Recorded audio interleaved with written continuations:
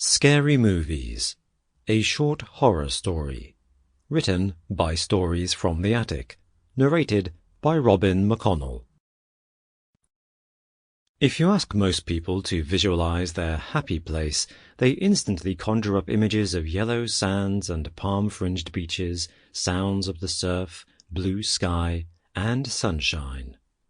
Or perhaps they see themselves sitting by a log fire, watching the snow falling and layering gently outside the window from the cozy insulation of their warm log cabin.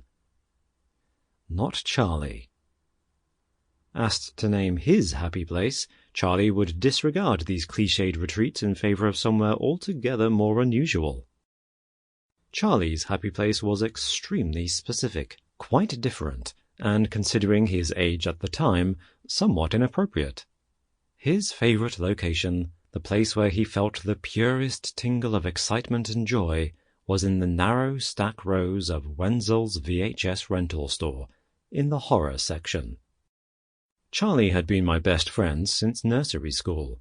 We had laughed, cried, and fought together over the years, sharing each other's secrets and laughing at each other's jokes, all whilst teasing each other mercilessly, as adolescent boys always do. The thing I liked most about Charlie, though, the thing that really drew me to him and made me want to spend time with him, was when he became excited. Because Charlie's excitement was contagious. It didn't matter if it was an idea, a TV show, or a movie. When Charlie became excited by something, it was as if his whole being lit up like a beacon, his words becoming quick and rapid-fire, whilst his face became red and flushed. It was as if that particular thing, whatever it happened to be, possessed him, and from the moment he encountered it, he could think of or focus upon nothing else.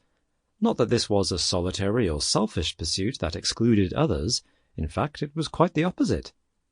Part of the thrill for Charlie in these moments of excitement was the prospect of sharing whatever had got him going with other people, inviting them to join in the thrill, drawing them in with the gravity of his enthusiasm like a planet pulling asteroids into its orbit. Until, eventually, even if you had previously had not one iota of interest in the topic, you found that whatever had excited Charlie, pretty soon, started exciting you.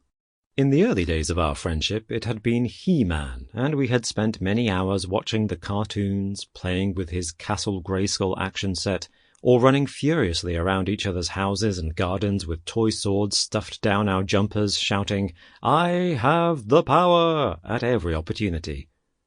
A few years later it was pro-wrestling, a craze which at first I tried my best to resist. Initially I found the whole thing corny, but after a few months of Charlie introducing me to the larger-than-life characters, the superhero headliners and the dastardly villains, all played out like a live-action comic book, I was hooked. By the time WrestleMania rolled around that year, we were obsessed, sitting side by side, cross-legged on the floor and clutching our Hulk Hogan Bend-'em figures as we screamed at the screen, enraptured. By the age of 12, however, Charlie had found his real obsession, his happy place, in horror.